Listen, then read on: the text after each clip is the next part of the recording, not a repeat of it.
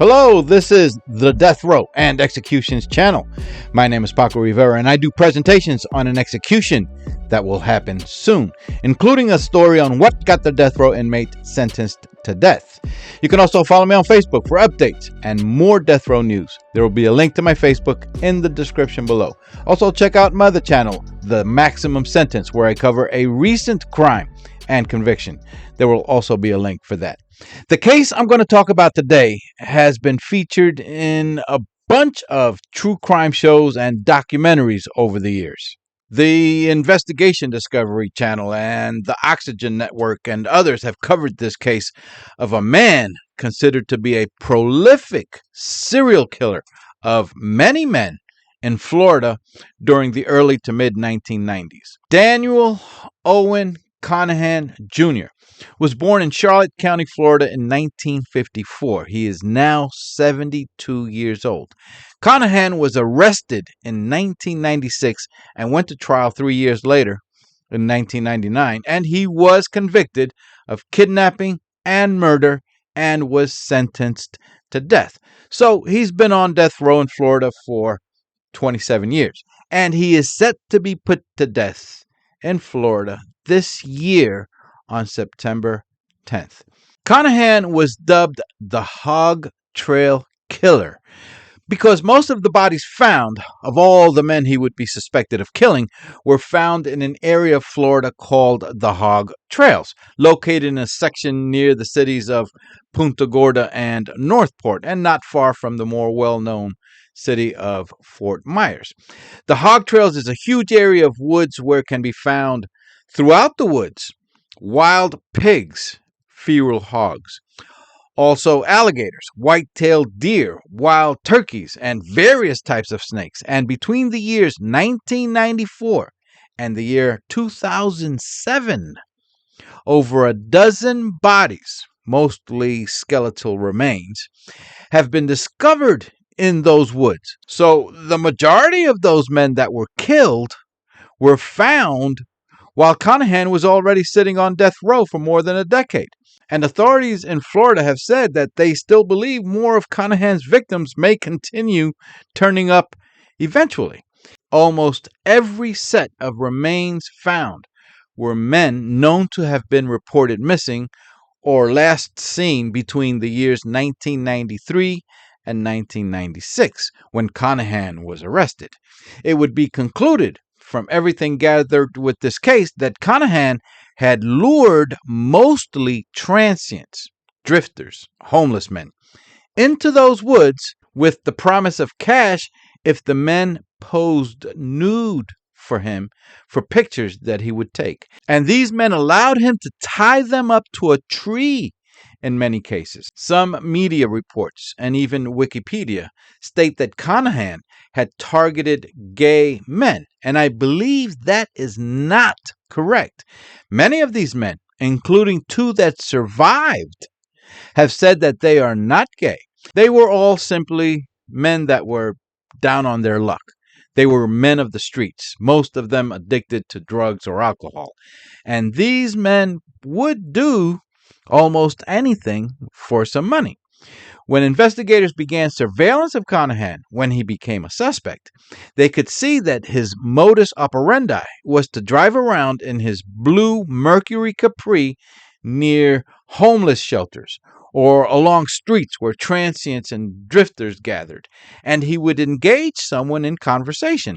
It would be learned, and this we know from the two survivors, that he would offer $150 or $200 along with the promises of alcohol and drugs, typically in the form of pills, if the man would agree to pose naked for him to take photos with his Polaroid camera. And these men agreed. That does not mean that they were gay. So those reports, including the one in Wikipedia, should be corrected about him specifically targeting gay men. Conahan might have picked up some of his victims in a gay bar, men that became some of those victims being found in the Hog Trail woods, but there's no proof of that. Conahan grew up in the Punta Gorda, Florida area, and sometime during his teenage years, he had confirmed to himself that he was gay. And he apparently didn't feel that there was anything wrong with that because he nonchalantly shared it with his parents without any worry, indicating to them that it must be normal for some boys to turn out that way. And he happened to be one of them. But his parents were not happy about it at all. And he would later say that he was mistreated badly and that they even forced him to see a psychiatrist to see if they could cure him from his being attracted to other boys. Conahan's parents had apparently relocated to the Miami area briefly, sometime during the late 1960s or early 70s when Conahan was a young teen, and he graduated from Miami Norland High School in 1973. Conahan later enlisted in the United States Navy, and he was discharged from the military after the Navy had received multiple reports from other Navy sailors that Conahan had attempted to force them to perform various indecent acts on him. After being kicked out of the Navy, Conahan chose to settle in the city of Chicago, where he remained for 13 years. Reports indicate that he spent much of that time in gay bars in the Chicago area. It should be noted that there are no reports linking Daniel Conahan to any crimes committed in Chicago during the 13 years that he was living there. Then, in the year 1993, by this time Conahan was 39 years old. His elderly parents had already relocated back to Punta Gorda, and despite his parents badly mistreating him when he was growing up, he moved into his parents' home in Punta Gorda to help care for them. While there, he attended a nursing school and even graduated at the top of his class, and he began working as a licensed practical nurse at Charlotte Regional Medical Center in Punta Gorda, Florida. Beginning in the year 1994, a year after Daniel Conahan moved in with his parents, bodies began turning up all throughout the Hog Trail's woods of Florida and other wooded areas around those counties. Bodies had been discovered mostly by people walking through a certain area of the woods. In one case, it was some county utility workers. Another, when some hunters that were hunting for wild pigs. And once, when a driver stopped his car along the side of the road to relieve himself, and while urinating, he could see through the brushes the remains of a human body. Another discovery happened when a man's dog had run around in the woods beside his house and returned to the front yard with a human skull, and the dog was chewing on the skull. The man took it away from the dog and called 911. In the year 2007, this is 11 years after Conahan was arrested, some men were doing some land surveying in the woods in Fort Myers and came upon a couple of human skulls. And investigators later found a total of 8 skeletal remains from 8 men, all in that general area. They would be known in the media as the Fort Myers 8. Remember, Daniel Conahan was arrested in 1996, so bodies just kept turning up throughout the years after his arrest and after he was convicted and sentenced to death. Many of the bodies were eventually identified by various means, including by tracing genealogical databases, family trees, with DNA collected from the victims, dental records, and at least one from a tattoo on his body. In some cases, it took anywhere from 10 to 20 years to identify the victims. The latest victim identified happened in the year 2022, just a few years ago. Some were also identified by a family member or friend of the victim after seeing facial reconstruction developed from the skull. And the images were broadcast in the media, including on at least one episode of America's Most Wanted. Yet, to this day, there are still some unidentified bodies, mostly skeletal remains that were found. And the state, by doing what is called facial reconstruction from the skulls, provided those images to the media in the hopes that someone might recognize who the victims might be. Apparently, DNA had not been successful in these cases. This is what these men may have looked like during the early to mid 1990s. There were many similarities between every victim found. Everyone was male.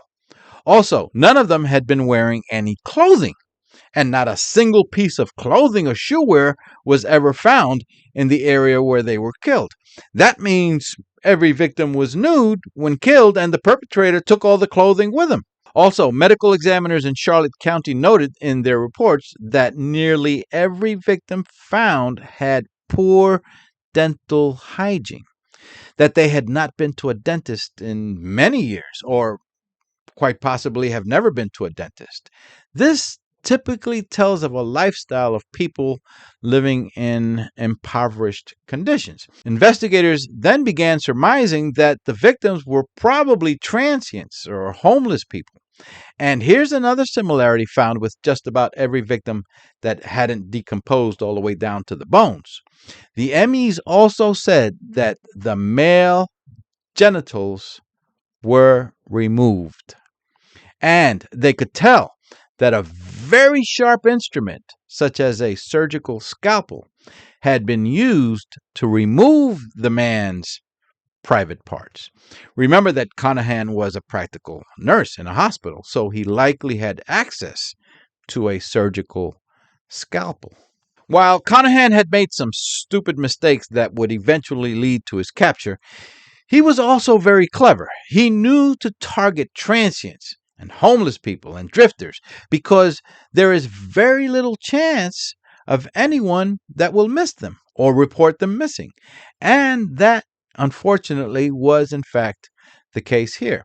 One investigator that was interviewed stated that Central and South Florida is a magnet for transit people from all around the United States, mostly because of the warmer weather. If someone is going to be homeless, might as well live where they're not going to freeze to death. And here's another similarity. The medical examiners also said that they could see rope marks across the front of the bodies that weren't completely decomposed, but no rope marks around the person's back, meaning that they were tied up to something. And when investigators took a closer look at the trees near the bodies that were found, they could see where rope marks had made impressions around the trees, telling them that just about every one of the victims found had at one time been tied to a tree. By the time the fifth body was discovered in the year 1996, investigators knew they had a serial killer on their hands. But this time they got a huge break. That latest body found was still fresh. They could tell that he had been dead less than 24 hours. And when his fingerprints were taken, they saw that he had an arrest record. So they now have a name. He was 21-year-old Richard Allen Montgomery. Detectives also got an address, and when they went to that home, they spoke to Richard's mom, who said that her son lives with her daughter, Richard's sister, but that he's almost never there and he doesn't work, so he's mostly out on the streets. And here's the kicker. On April 16, 1996, Richard did stop by his mom's house, and he told her that he was going to meet with a man named Dan and make an easy $200. He even told his mom that Dan drives a blue Mercury Capri. Why he mentioned that detail in the conversation, I don't know. But as it turns out, Daniel Conahan was driving an old blue Capri with its paint chipping in areas around the car. The car had actually been painted over several times with different colors before it was painted blue. And when an autopsy of Richard Montgomery was done, they found a tiny blue chip of paint in his pubic hairs. I'm going to skip ahead here for a moment and let you know that when Daniel Conahan was arrested, his car was forensically processed. That included removing a chip of paint from the car that was later analyzed and compared in a lab beside the paint chip found in Richard's pubic hair. And they were microscopically and chemically identical, including the same exact layers of different color paint in the chip, pretty much making this a slam dunk case for the prosecution. But remember, investigators, after speaking with Richard's mom, only had a name, Dan, and a blue Capri as a car. So what led to the capture of Daniel Conahan? Well, first, a man who was sitting in jail in Florida for car theft had seen news about a possible serial killer who would lure homeless men into the woods. This guy in jail was a man named David Payton. And guess whose car he stole? Yep, he stole Daniel Conahan's blue Mercury Capri. You can't make this up. Anyway, he contacted police and said, "I'm sure I know who the serial killer is." When a detective went to see him at the jailhouse, he had a story to tell. He said that a man named Dan offered him $150 to pose naked for him in the woods for pictures. He said that while driving to a desolate area outside of town, the car had slid into a mud patch and got stuck. David said that Dan asked him to steer the wheel while Dan got out of the car to push it out of the mud hole where it was stuck. Now listen to this. David said that while Dan was going around to the back of the car, David turned around and spotted a backpack on the rear seat. He said that he got nosy and unzipped the backpack and saw inside rope, duct tape, a tarp, a Polaroid camera, and a knife. At that point, David said to himself, "Holy crap, what is this guy planning? This is not good." And it scared the hell out of him. David said that after Dan pushed the car out of the mud patch that it was stuck in, he stepped on the gas pedal and drove off, saying, "I'm out of here," leaving Dan stranded on the road behind him. David Payton would be the first known survivor of Daniel Conahan's crimes. Now, it was probably a stupid mistake, but Daniel Conahan later reported his blue Mercury Capri stolen. But what else can he do? Just forget about the car? And when police looked up who reported the car stolen that got David arrested for car theft, investigators finally got a name for their suspect. Daniel Conahan. Yeah, Dan with a blue Mercury Capri. That sounded familiar. However, this was not enough to arrest Conahan for the murder of Richard Montgomery, and much less for the other bodies found. But that's when investigators began 24/7 surveillance of Conahan, his house, and his car. They even attempted a sting operation using an undercover cop to pose as a homeless man, and that almost worked. Conahan drove the undercover cop to the woods under the pretense of paying him to pose nude. The undercover cop was being monitored by a SWAT team hiding in the woods, but at some point it appeared that Daniel Conahan became spooked and he abandoned his plans. Then the coup de grace moment happened. A cop in the nearby town of Fort Myers was reading details about the serial killer's modus operandi and remembered that he had responded to a case about 2 years earlier where a man reported that he was tied to a tree and nearly strangled to death by a man who offered him money to pose nude for bondage pictures, and he had agreed. That man's name was Stanley Burton. Stanley Burton had told the cop 2 years earlier at the hospital that when the man who tried to kill him walked away, he managed to get himself loose from the ropes and he took off running, and while running nude and bloody, he was picked up by a truck driver who took him to a hospital.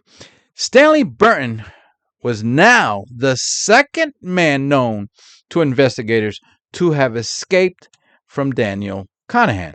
So that year of 1996 now, investigators learned that Stanley was now in the state of Ohio and serving time in prison for having indecently violated minors. That tells you what he was like. Anyway, Stanley showed the investigators the rope ligature marks still on his neck from when he was strangled 2 years earlier.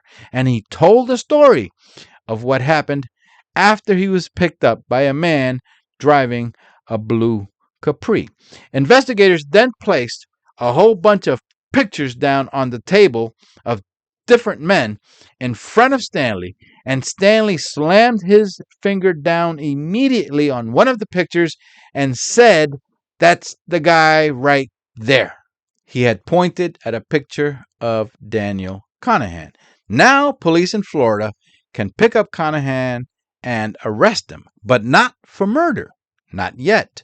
He was charged with the attempted murder of Stanley Burton, and that allowed a search of Conahan's home and property and car. After the search, several items were found linking him to other murders, including that paint chip from his car that was identical in its composition to the paint chip found in Richard Montgomery's pubic hair. So he was then charged with that murder, and the attempted murder charge was dropped. Conahan went to trial 3 years later in 1999, and he chose a bench trial, no jury. A single judge would hear the case and decide. That judge found him guilty, and he was later sentenced to death. To this date, he has not been charged with any of the other murders. Aside from not being able to link him with enough physical evidence, he's already sentenced to death. And when that happens, most states don't bother to take additional cases to trial. Please go ahead and hit the subscribe button for more of these death row and upcoming execution stories so that you're alerted when the next one comes out. You can also follow me on Facebook for updates and more death row news. There will be a link to my Facebook in the description below. My name is Paco Rivera.